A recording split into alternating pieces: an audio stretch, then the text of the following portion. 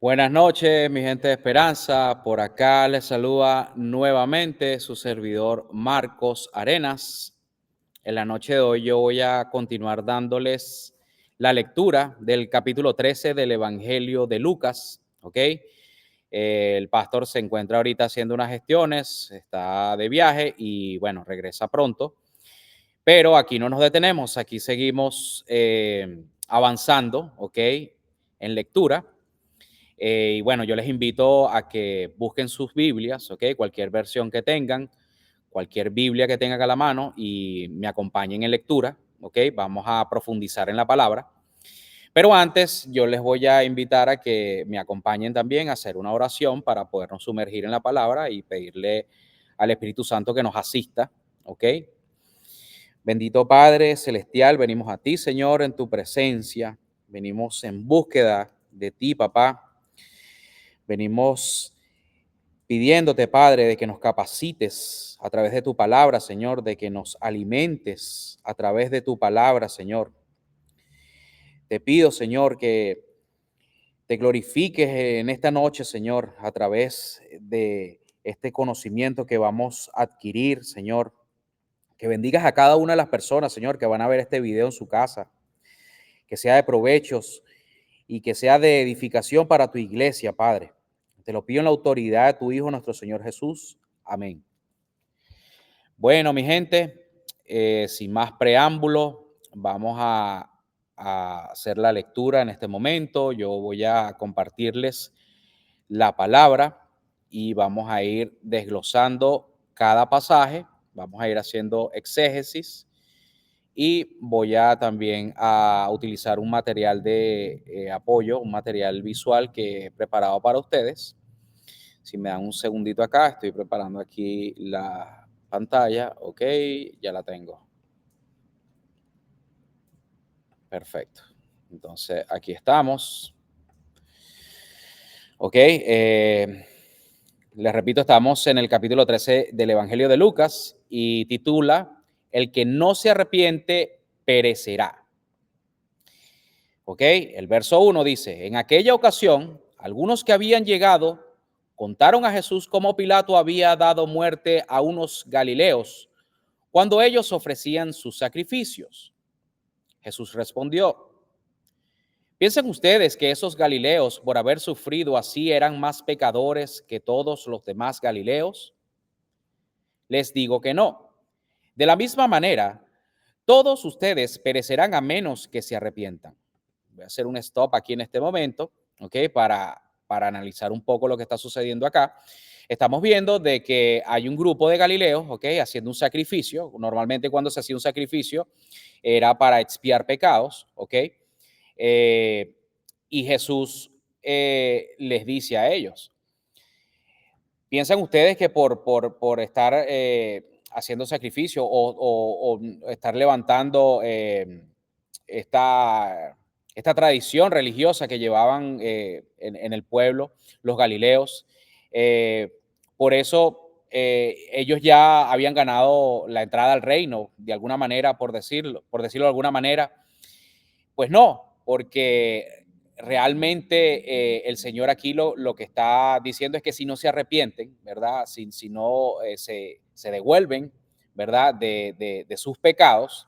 O sea, un sacrificio sin arrepentimiento no tiene ningún efecto. Básicamente es lo que está queriendo decir el Señor acá, ¿ok? Porque les está diciendo, o sea, ustedes piensan que ellos son más pecadores, ¿ok? Que todos los demás, ¿ok? Porque estaban haciendo un sacrificio porque obviamente tenían pecado. Entonces él le dice, ¿piensan ustedes que estos galileos eran más pecadores que los demás? Les digo que no. Dice, de la misma manera, todos ustedes perecerán a menos que se arrepientan. De nuevo, repito, un sacrificio sin un arrepentimiento verdadero no tiene ningún efecto. ¿Ok? Continuamos en el verso 4, dice, o piensan que aquellos 18 que fueron aplastados por la torre de Siloé eran más culpables que todos los demás habitantes de Jerusalén. Les digo que no. De la misma manera, todos ustedes perecerán a menos que se arrepientan. Ok, entonces continuamos en el verso 6, dice, Entonces le contó una parábola. Un hombre tenía una higuera plantada en su viñedo, pero cuando fue a buscar fruto en ella no encontró nada. Así que dijo al viñador, mira, ya hace 3 años que vengo a buscar fruto en esta higuera y no he encontrado nada. Córtala. ¿Para qué ha de ocupar terreno? Señor, contestó el viñador, déjela todavía por un año más, para que yo pueda cavar a su alrededor y echarle abono. Tal vez así, más adelante, tal vez así, más adelante dé fruto. De lo contrario, córtela. ¿Ok? En este pasaje es interesante porque en esta última parte, a mi parecer o a mi interpretación, ¿verdad? Eh, el viñador, ¿verdad? Representa la figura de nuestro Señor Jesucristo, ¿verdad? Porque él ahí está mostrando misericordia, ¿ok? La higuera puede representar el pueblo pecaminoso o el pueblo caído, ¿ok? Donde el Señor está ejerciendo un juicio, o sea, córtala y deséchala porque no da fruto, ¿ok? Entonces el viñador le dice, vamos a esperar un poquito más, vamos a intentar, ¿verdad? Nutrirla o darle abono para ver si más adelante da fruto. Y bueno, esto representaría la salvación, ¿ok? Es una, es una parábola bastante interesante porque este mismo pasaje o esta misma ilustración la utiliza el Señor en otros versículos, ¿verdad? De los evangelios. ¿Ok? Si me da un segundito acá, yo tengo unas láminas acá que quiero mostrarles también, ¿ok? La primera escena aquí, estamos hablando del arrepentimiento. Si nos damos cuenta, el Señor está diciendo acá que ninguna persona que no se arrepienta verdaderamente de sus pecados, ¿verdad? Logra alcanzar la redención, ¿ok? Jesús enseña sobre el arrepentimiento. La sanidad es una consecuencia del arrepentimiento que nosotros hacemos por nuestros pecados. Una vez que nosotros confesamos, somos sanados, ¿ok? Y el reino de Dios ahora habita en nosotros, ¿ok? Sus palabras desafían las normas religiosas. ¿Por qué? Porque, por ejemplo, en el pasaje de los Galileos, cuando estaban haciendo el sacrificio, eso eran unas normas religiosas que se estaban haciendo. O sea, era la manera como la gente expiaba sus pecados. Entonces, bueno, este primer pasaje nos deja claro, ¿verdad? Que sin arrepentimiento no hay redención. ¿Ok? Y luego el Señor habla, ¿verdad? Bueno, de ese acontecimiento que sucede, ¿verdad? De cuando la torre de Siloé. El Señor, aquí yo lo resumí en 3 puntos, ¿verdad? Una vez que ya los llama a ellos a arrepentimiento, ¿verdad? Hace una advertencia, dice, todos perecerán a menos que se arrepientan. O sea, se está refiriendo a aquellos que no estaban, por ejemplo, aquellos que no estaban haciendo sacrificio y hace la comparación de que, bueno, si lo haces o no lo haces, pero si no te arrepientes, entonces, eh, como dije hace rato, no tiene ningún efecto.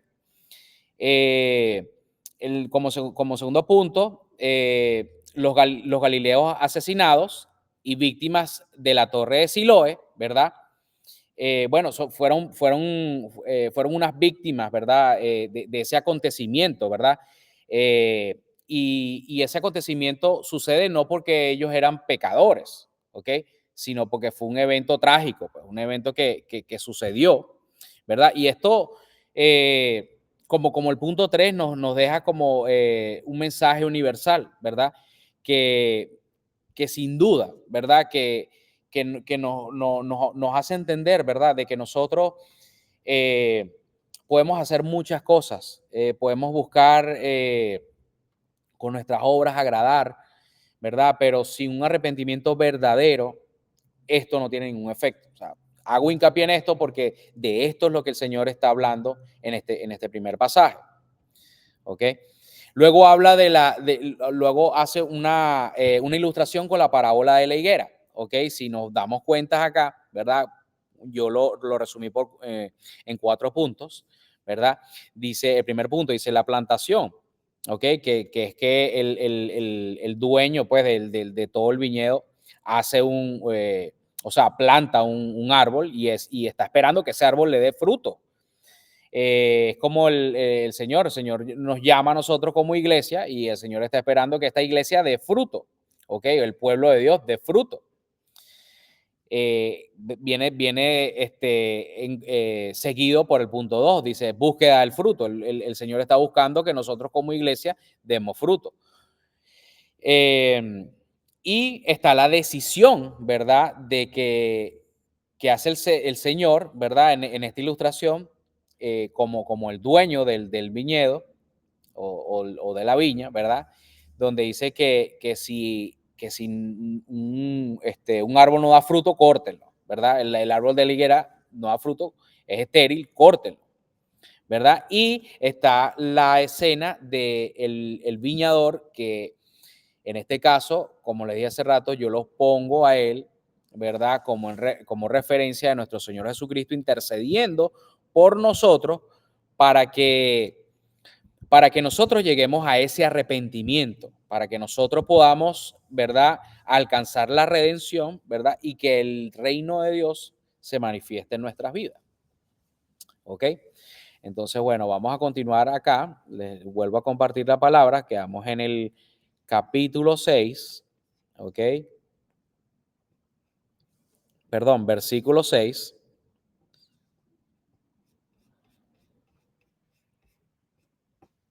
Perdón, estamos ya en el segundo pasaje. Disculpen que se me movió acá, ¿ok? Estamos en la segunda escena de este capítulo 13, ¿ok?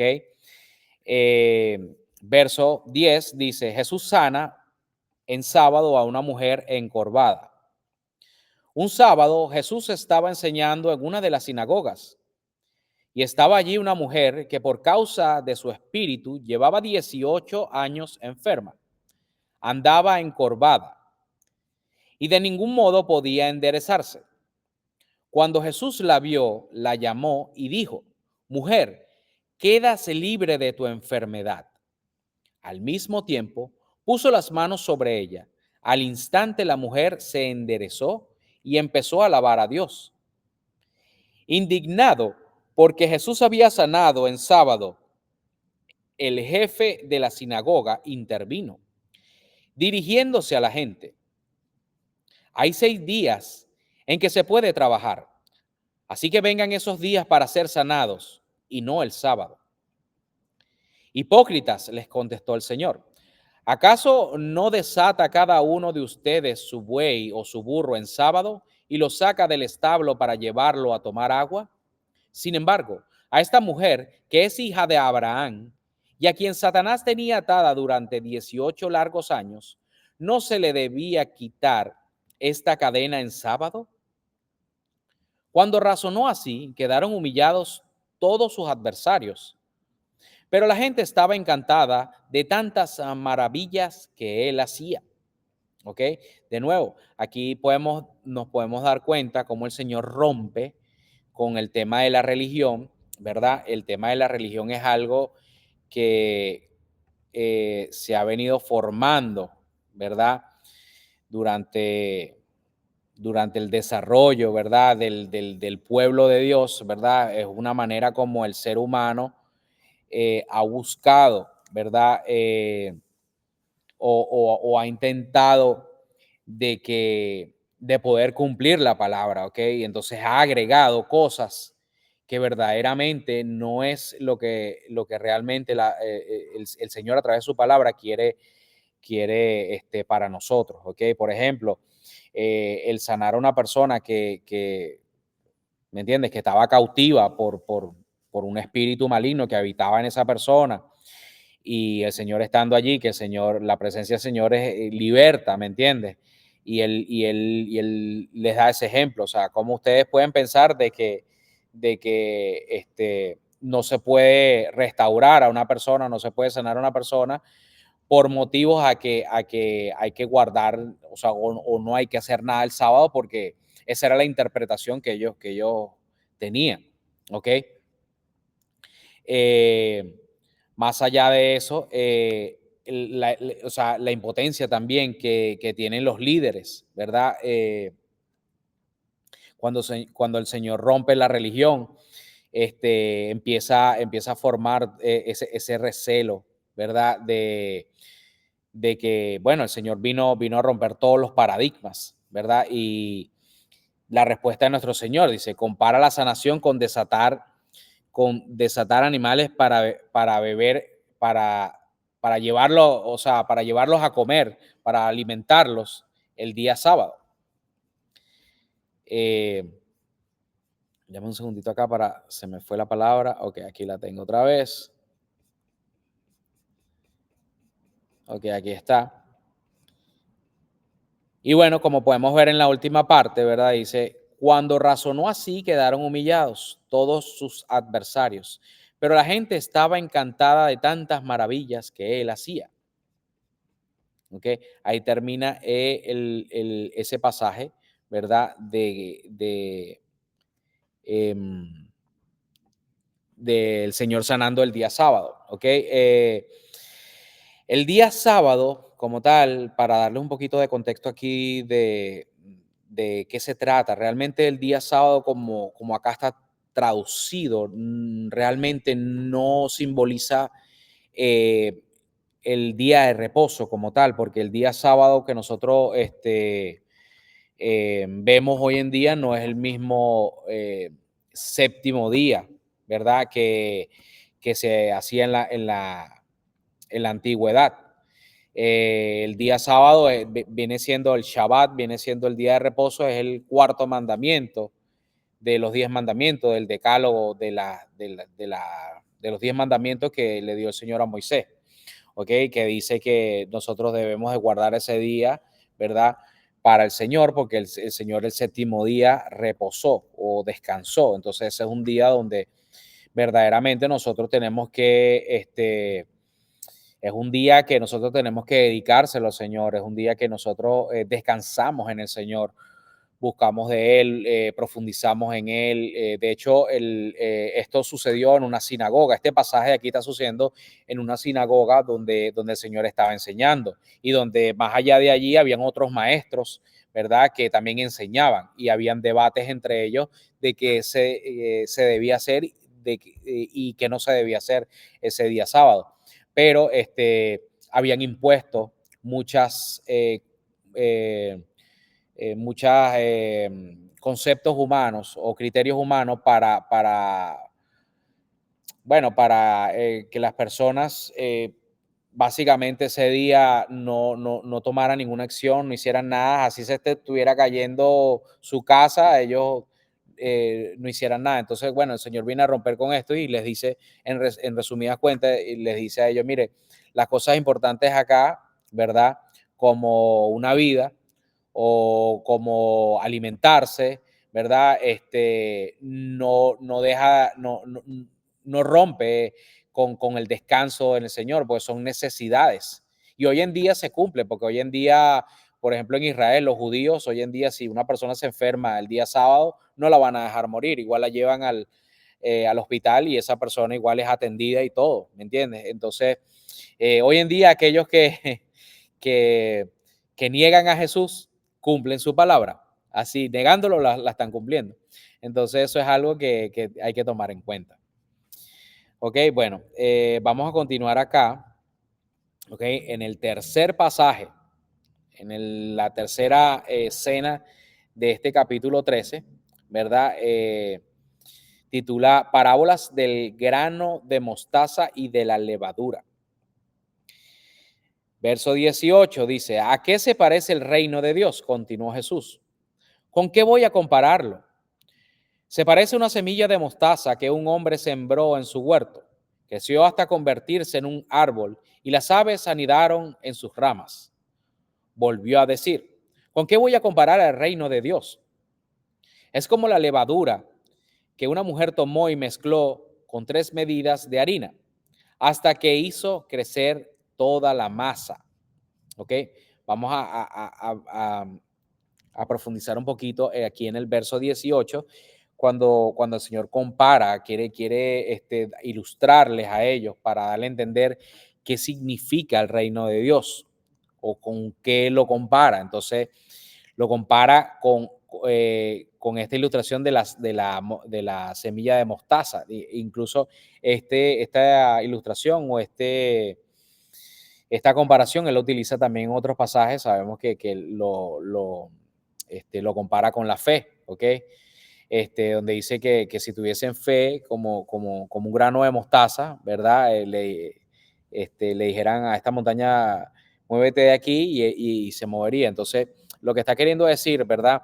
Es que dentro de una cosa muy pequeña existe un universo que nos abre muchas bendiciones, que es el reino de Dios. Este, cuando nosotros vivimos en el reino de Dios, ahí nosotros estamos completos, hay libertad, ¿verdad? Nosotros, hay algo, hay una grandeza, hay algo inalcanzable, hay algo que se escapa de nuestro entendimiento, porque las bendiciones de Dios no son calculadas, no son medidas con un razonamiento humano. Entonces dice, se parece a una semilla de mostaza que un hombre sembró en un huerto. Creció hasta convertirse en un árbol y las aves anidaron en sus ramas. Cuando dice creció hasta convertirse en un árbol es porque esa semilla, ¿verdad? Viene siendo nuestra fe, viene siendo las buenas nuevas, el evangelio, ¿verdad? Que entra en la vida, ¿verdad? El creyente. Y eso se convierte en algo muy grande, o sea, en un árbol. Y de ese árbol, ¿verdad? Nosotros brindamos, ¿verdad? Beneficiamos, compartimos esa bendición con nuestro prójimo. Por eso es que aquí hace referencia a que las aves anidaron en sus ramas, porque dentro de ese árbol, ¿verdad? Están recibiendo bendiciones, ¿verdad? Este, la demás creación, ¿verdad? Un árbol es una creación y las aves es otra creación más. Entonces, así es como funciona, da a entender el Señor, así es como funciona el reino de Dios. Dice, ¿con qué voy a compararlo? Hace otra comparación y habla entonces de la levadura. Cuando una mujer hace una mezcla de harina, ¿verdad? Utiliza una formulación, ¿verdad? Y eso, ¿qué pasa? Que esa levadura hace que esa harina crezca, que hace que esa harina, ¿verdad? Agarre volumen, ¿verdad? Y entonces eso básicamente nos está haciendo referencia, ¿verdad? De que así es el reino de Dios cuando es plantado, ¿verdad? En nosotros, ¿verdad? Eso produce grandeza, ¿me entiendes? Entonces, bueno, vamos a continuar acá. Deme un segundito acá para ponerle acá el verso 22, ok, ya estamos allí.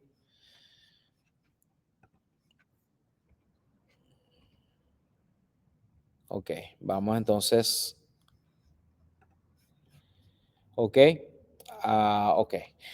Titula La puerta estrecha. Este sería el cuarto pasaje o la cuarta escena de este capítulo 13, ¿verdad? Donde el Señor habla de la puerta estrecha. Esta es otra ilustración que el Señor ya ha venido haciendo en otros evangelios.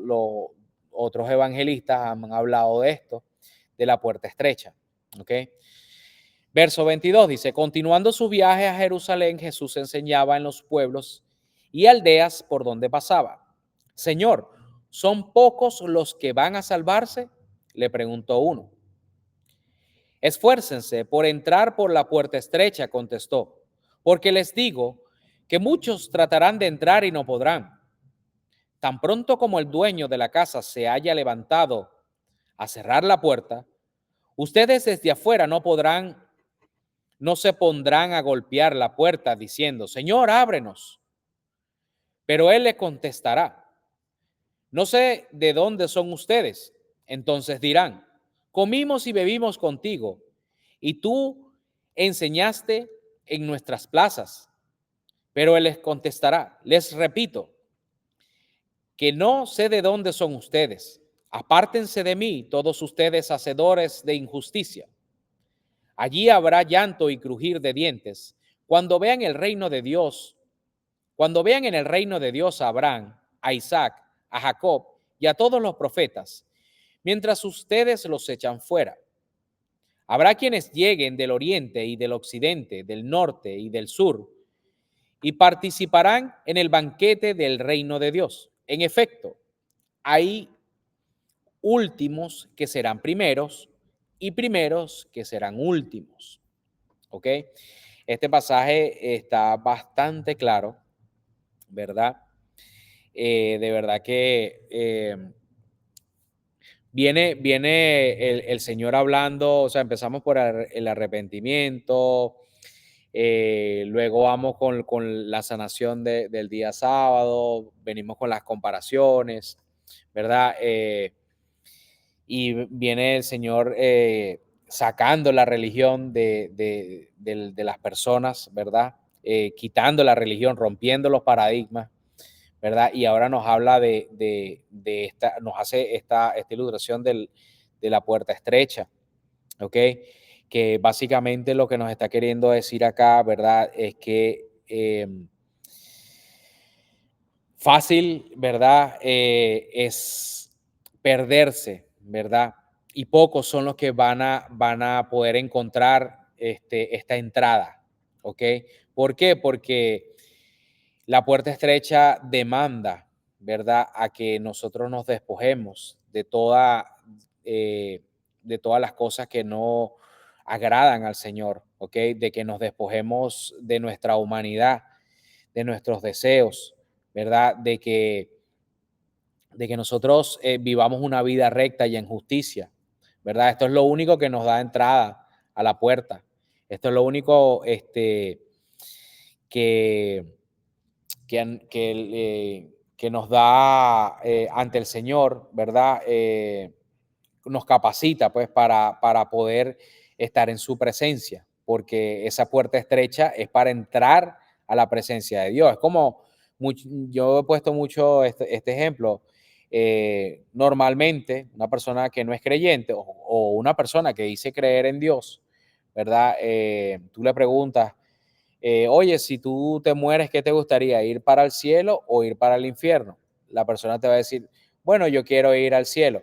Ok, tú quieres ir al cielo, pero tú conoces qué hay allá, o sea, tú conoces al Dios que habita en el cielo, tú conoces cómo llegar a ese camino. Y la persona te va a decir que no, ¿verdad? Pero tampoco te va a decir que le interesa o va a mostrar interés de cómo hacerlo. Porque cuando tú le hables, ¿verdad? De cuál es el camino, de que le muestres el evangelio, esa persona difícilmente lo va a aceptar, porque hay muchas cosas que va a tener que dejar de hacer, va a tener que dejar de mentir, va a tener que dejar de, bueno, de decir, de sentir deseos, emociones fuera del orden de Dios, ¿verdad? Despojarse de muchas cosas, ¿me entiendes? Y eso para una persona común y corriente no es normal, porque eso está rompiendo la manera de cómo las personas ven el mundo, ¿verdad? No es fácil. Esto simplemente el Señor los pone en cada uno de nosotros y es así como nosotros podemos desarrollar el reino de Dios dentro de nosotros, ¿ok? Por eso es que él aquí nos insta, pues nos dice, esfuércense por entrar por la puerta estrecha, porque les digo que muchos tratarán de entrar y no podrán. Hay muchos que van a intentar entrar y no van a poder. Tan pronto como el dueño de la casa se haya levantado a cerrar la puerta, ustedes de afuera no podrán, no se pondrán a golpear la puerta diciendo, Señor, ábrenos, porque una vez que la puerta se cierra, ya no se abre. Entonces, aquí el Señor en la última parte les da a entender a ellos, les dice, oye, ustedes estuvieron conmigo, conocieron muchas de las cosas que yo les prediqué, estuvieron allí, pero su injusticia, sus iniquidades, ¿verdad? hicieron, ¿verdad?, de que ustedes quedaran fuera de ese camino. Hay mucha gente que también predica el tema de que salvo siempre salvo, de que ya una vez que llegamos al Señor, de que ya tenemos la salvación ya ganada. No, eso no es así. Existe la apostasía. Aquí el Señor está hablando de la apostasía también. ¿Ok? El Señor está hablando de que hay gente que está renegando la fe. ¿Por qué? Porque está actuando en injusticia. Entonces, dice el Señor, ustedes estuvieron conmigo, ustedes me vieron, ustedes también compartieron eso, hicieron milagros, hicieron muchas cosas, ¿verdad? Pero cuando estén allí, el Señor le dice, yo no los conozco. Entonces quedan fuera quedan fuera del redil. Ya que se me movió esto, el capítulo 13. Ok, ya estamos aquí. Ok, seguimos aquí entonces. Vamos a avanzar aquí en el tema. Déjenme ver aquí el tema de la lámina, ok. Aquí, como les venía diciendo, son tres puntos vitales acá que estamos viendo en este pasaje, ¿verdad? El primero, el esfuerzo necesario, o sea, que el esfuerzo que tenemos que hacer nosotros para poder mantenernos en el camino, ¿ok? Es algo que es como hablamos del libre albedrío, ¿no?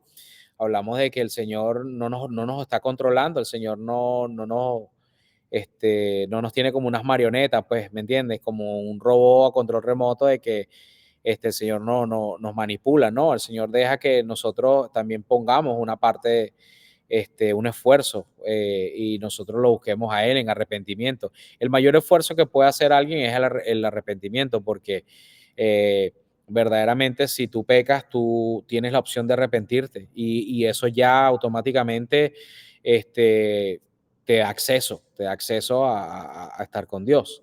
La misericordia de Dios es infinita, el amor que tiene por cada uno de nosotros es infinita y el Señor es grande en misericordia, el Señor es bueno. Pero el Señor nos advierte también, como el punto 2 nos advierte, que si nosotros no ponemos este esfuerzo, ¿verdad? Y no nos mantenemos, entonces muchos intentarán entrar y no podrán, porque una vez que ya la puerta se cierra, ya no se abre, ¿verdad? ¿Y cuáles son las consecuencias? Bueno, aquellos que queden fuera del redil, ¿verdad? Es lo que el Señor aquí está haciendo una referencia de llanto y crujir de dientes para los excluidos. Estamos hablando es de el juicio de Dios, ¿ok? Estamos hablando del infierno, estamos hablando de Satanás, ¿verdad? Y todos aquellos que no se arrepientan y que no se conviertan, ¿verdad? Al Dios verdadero, quedan excluidos, quedan fuera, ¿ok? Entonces, bueno, vamos a continuar aquí en en la última escena, donde el Señor aquí está, bueno, no me voy a adelantar, vamos a hacer lectura y luego yo voy a hacer un pequeño análisis de este pasaje. Dice, titula, Lamento de Jesús sobre Jerusalén. Verso 31 dice, en ese momento se acercaron a Jesús unos fariseos y dijeron, sal de aquí y vete a otro lugar porque Herodes quiere matarte. Él contestó, vayan y díganle a ese zorro, mira, hoy y mañana seguiré expulsando demonios y sanando a la gente. Al tercer día terminaré lo que debo hacer.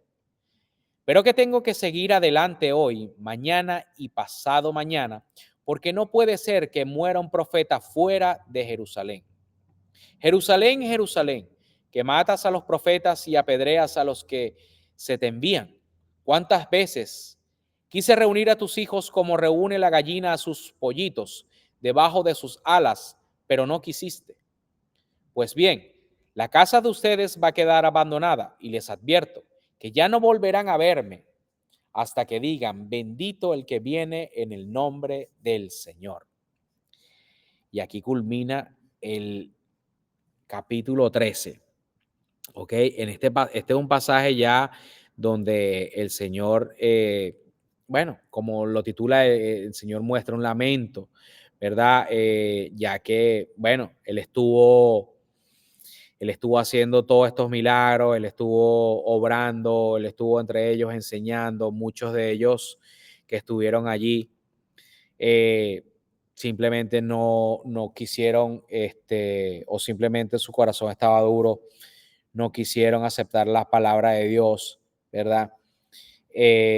Y bueno, Herodes, ¿verdad? Que era el rey en ese momento, ¿verdad? De Judá, ¿verdad? En la región de Jerusalén, ¿verdad? Ya lo veía a Jesús como un estorbo, ¿me entiendes? Porque estaba causando cierta división, hasta cierta sedición, ¿verdad? En el pueblo, ¿verdad? Estaba revolucionando ciertos aspectos, ¿verdad? Que los maestros en ese momento eh, estaban liderizando y el Señor viene a romper con todo eso. Pero el Señor cuando esos fariseos le llegan y le dicen, mira, mejor vete de aquí porque te van a matar, le dice, no, yo no me voy de aquí, yo voy a seguir haciendo mi obra, yo voy a seguir expulsando demonios, y voy a seguir sanando gente, y ustedes verán cómo yo voy a morir y voy a resucitar, ¿verdad? Y luego, por último, él da la lamentación cuando dice que bueno, muchos de sus momentos anteriormente que el Señor mandó los profetas, que eran gente íntima con Dios, gente que tenía palabra de Dios directamente y no venían, era simplemente como la gente piensa, profetizar, a predecir el futuro, no. El profeta verdadero venía a llamar al pueblo a arrepentimiento, venía a llamar al pueblo a que se arrepintiera, a que se volvieran a Dios y que se confesaran, ¿verdad? Eso eran los verdaderos profetas de ese entonces, pero ¿qué hacía la gente cuando venía un profeta a hablarles y a llamarlos a arrepentimiento? De hecho, eso fue lo que hicieron con Juan. Juan, que fue uno de los últimos profetas, los profetas mayores, porque el Señor dice que no hubo más grande que un profeta más grande que Juan. ¿Qué hacían? Bueno, los mataban. Los mataban porque no aceptaban esa palabra que venía de parte de Dios para que se arrepintieran. Y por último, el Señor dice en Lamentación, oye, cuánto me hubiera gustado, ¿verdad? Reunirlos a todos de nuevo, ¿verdad? En esta tierra que yo he dado para ustedes. Y bueno, simplemente ustedes no quisieron porque como les dije, el Señor no nos controla, el Señor nos da el libre albedrío para que la gente actúe. Pero bueno, sin embargo, también nos da la opción para si pecamos, podernos, poder abandonar la práctica del pecado, ¿verdad? Y volvernos a él otra vez. Y bueno, aquí la última parte cuando les dice, y les advierto que ya no me volverán a ver hasta que digan, bendito el que viene en el nombre del Señor. Aquí está hablando de su segunda venida.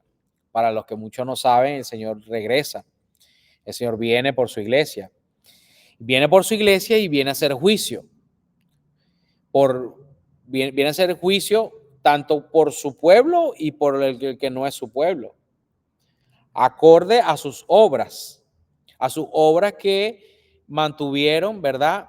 En obediencia, a sus obras que le permitieron a esas personas entrar por la puerta estrecha, ¿verdad? Y bueno, a eso es que viene el Señor a su segunda venida, a buscar su iglesia y a restaurar y a gobernar, porque Él viene físicamente a gobernar también esta tierra.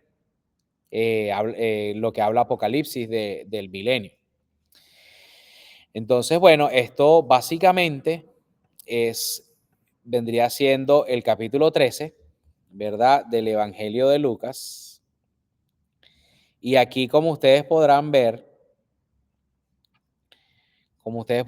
nosotros en prácticamente, bueno, ahorita porque estamos haciendo una exégesis, pero para aquellos que les dificulta leer la palabra porque la ven muy larga, muy aburrida, eh, porque piensan que es algo que les va a llevar mucho tiempo, ¿no? Un capítulo te puede tomar por lo menos unos 10, 15 minutos, lo que quiere decir que un evangelio te lo puedes leer en 2, 3 días. Y la cantidad de información que podemos encontrar y la manera como podemos hacer esto más fácil, están allí, está la tecnología y nosotros nos apoyamos en esto. Entonces, bueno, mi gente, pues nada, vamos a continuar, vamos a seguir avanzando en este evangelio. Vamos a arrancar en el capítulo 14 la semana que viene, capítulo 14. Yo les pido que vayan adelantando esa lectura, porque una vez que ustedes tengan un poquito más de conocimiento, ¿verdad? Y ya entremos entonces en estas lecturas y en estas exégesis que vamos a hacer en cada uno del contexto de estos capítulos, va a ser mucho más nutritivo, porque va a haber confirmación y va a haber más revelación de la palabra, porque, bueno, ya traemos un previo conocimiento que hemos adquirido por la lectura. Entonces, bueno, mi gente, pues nada, aquí seguimos haciendo la obra. Los invito el día jueves, ¿ok? El día jueves también estamos aquí reunidos en el templo. Estamos en las 6330 Southwest de la 40, ¿ok? Y nos reunimos aquí a partir de las 7 de la noche para interceder los unos por los otros, traer peticiones, adoramos también, empezamos siempre adorando al Señor, dándole gracias por todo, luego nos metemos en intercesión por cada uno de nosotros y, bueno, por cada una de las personas que tengamos acá para poder interceder por ellos. Como de igual manera los invito también el domingo a nuestro culto, ¿ok? Que comienza a las 11 de la mañana. Realmente empezamos a las 10 de la mañana, nos reunimos en un aula que tenemos acá para hacer el discipulado. Nuestro pastor, nuestro maestro, nos tiene un programa bastante bueno. Yo los invito, que es el discipulado, donde profundizamos bastantes temas importantes de la fe y del conocimiento de la palabra. Y bueno, esto es algo que de verdad que lo necesita todo cristiano. Discipularse es algo que es necesario para el caminar en fe, y es algo bíblico, es algo que el Señor demanda, de que simplemente no seamos creyentes, sino que seamos discípulos, estemos sometidos a nuestro Maestro, que es nuestro Señor Jesucristo, que es nuestro Rey, que es nuestro Padre, y es el que nos enseña a cómo debemos llevar a cabo este caminar con Él. Entonces, pues nada, mi gente, yo me despido, pero seguimos acá, ¿ok? Seguimos avanzando y nos vemos pronto en otro estudio, ¿ok? Bendiciones a todos, shalom.